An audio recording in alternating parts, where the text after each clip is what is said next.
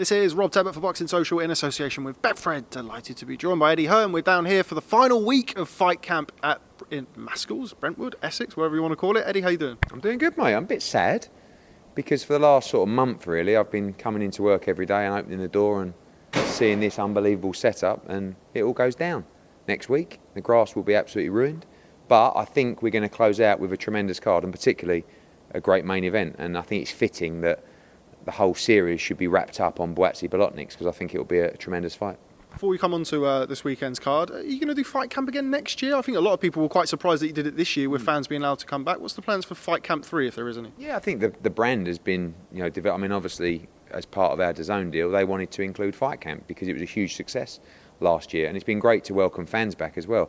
I would like to lower the ticket prices and get more people in, but it's difficult to do here, and I've got ideas of almost like we talked about this festival style of fights here. I'd like to do that on a bigger scale where we can actually get people there and, over a month period and just do more, whether that's workshops during the week, giving, grassroots clubs and young fans an opportunity to come and meet fighters and learn more about the sport and educate them. And yeah, so I've got plans. I think from a desirability point of view, Fight Camp will be a brand that exists in many different ways moving forward. And I think if we get a good one on Saturday, I think people will look back and say it was another huge success. Obviously, taking over the production, not having Sky on the side. How has that been for Matchroom? How have you handled that? How's the team? I'm sure there's plenty of things that you've learned through doing it. How's that been for you? It's been amazingly challenging, but very rewarding as well. I think I've never felt so excited and fresh about an event or a production where you can actually be involved in that process. So in the building behind us, we will be sitting there, and they're sitting there now, talking about how we want the show to play out and how it will look. Andy does a feature with him, and Chris Lloyd speaks to the Olympians, and Laura Woods will be with this guy. Maya's away on holiday this week. It's her birthday, she was already committed to. Slightly few different changes. Mike Costello is here. I actually didn't say that in the presser.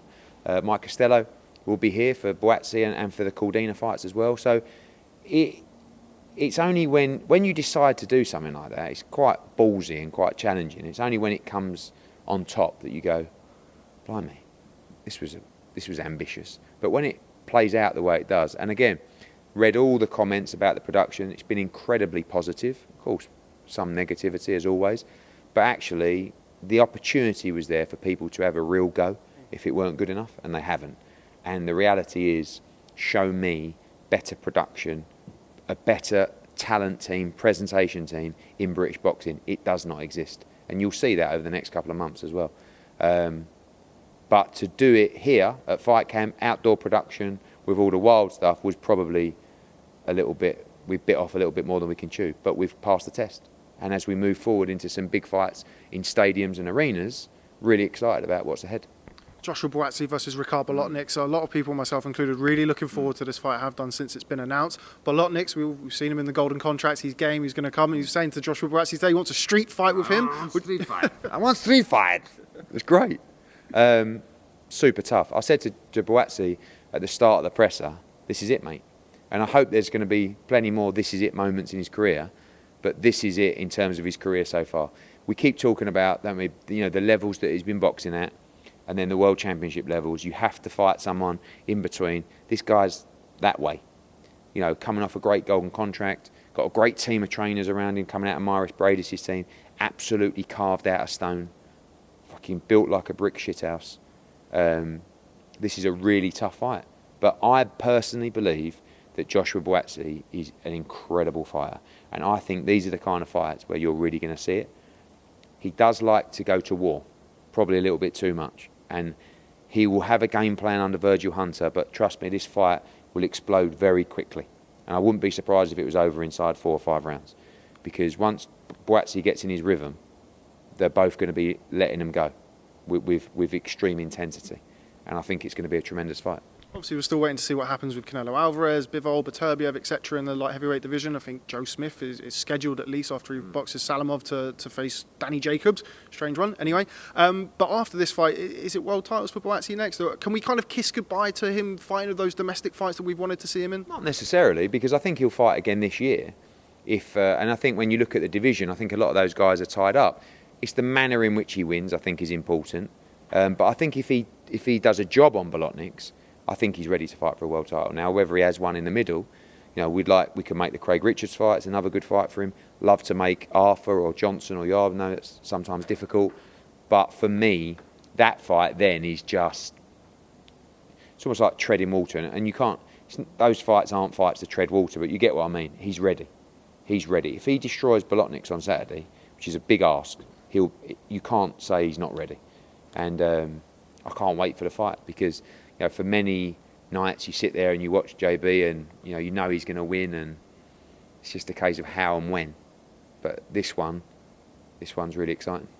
While we're speaking about Canelo Alvarez, you might want to talk about that. What's the latest with him? We've seen reports suggesting that he's renewed or restarted talks with Caleb Plant over an undisputed fight. What's the latest there? No, Eddie Reynoso reached out to PBC and said, look, obviously we're not fighting now on September the 18th. Do you want to start back up those conversations? We're still talking to Dimitri Bivol. He's focused Canelo on end of October, early November. He wants to fight. He misses the ring. And we miss seeing him in there, and I think we'll be working together over the next couple of weeks to finalise his plans.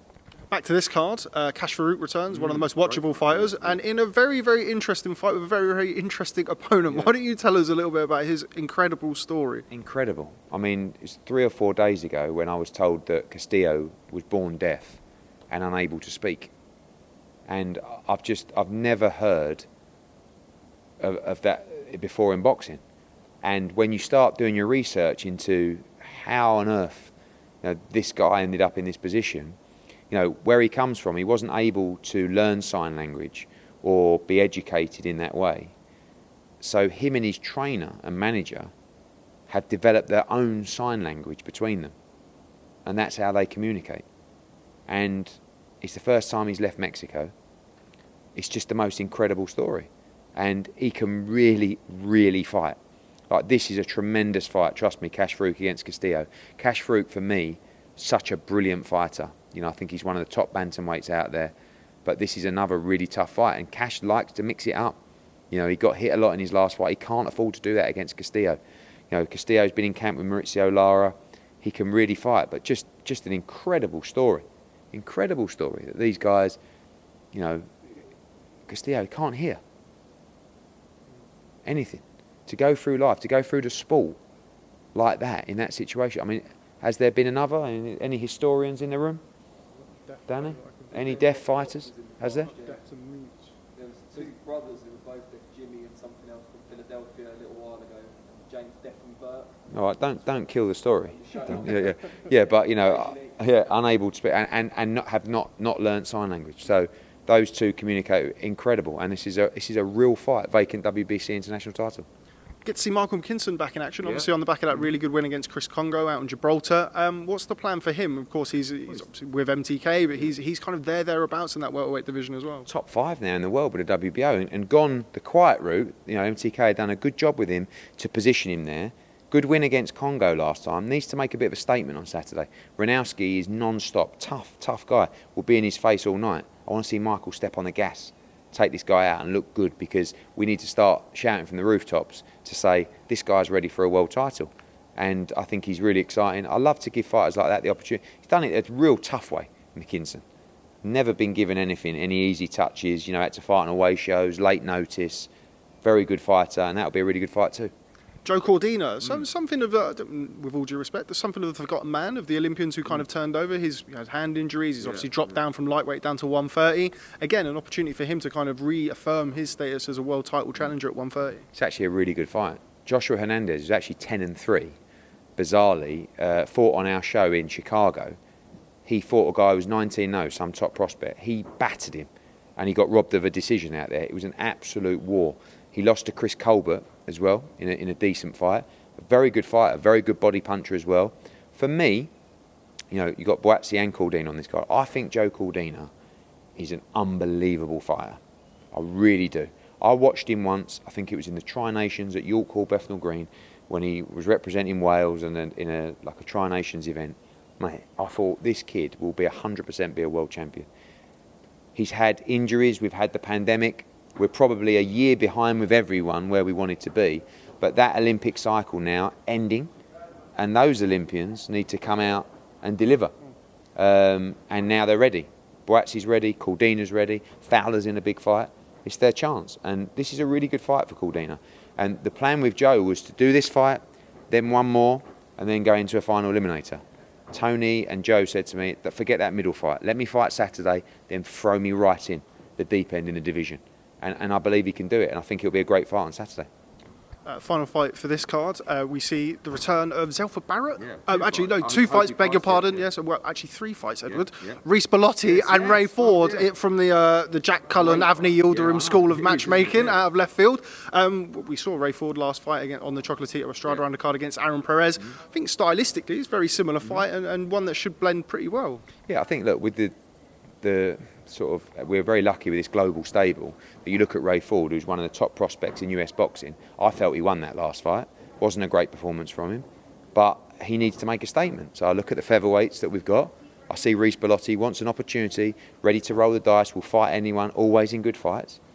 Ray Ford comes to the UK, needs to make a statement. You know, Ray Ford against Belotti is a really good fight, early on the card as well.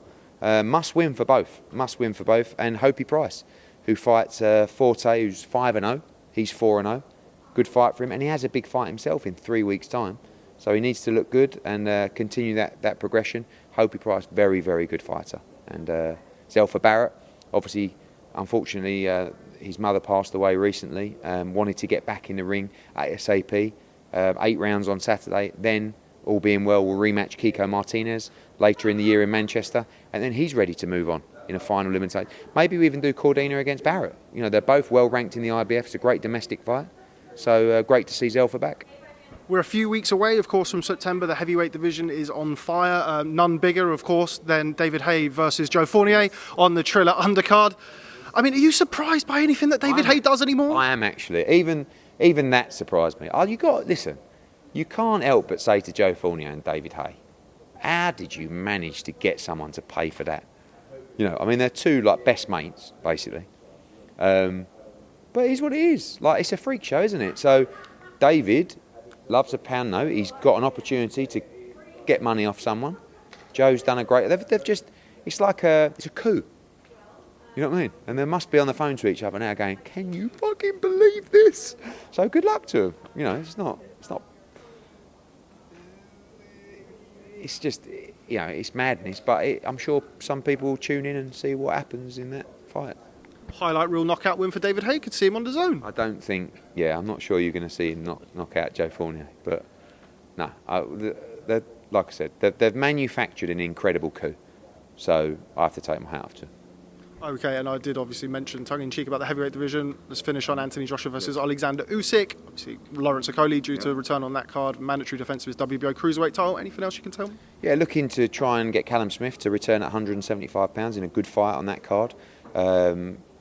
Marku will fight Prodan in a great fight that was scheduled for Fight Camp. Campbell Hatton could be on that card. Another US name as well, looking to be in a fight, and one more as well. So just finalising that. Probably get this weekend out of the way and then get that announced.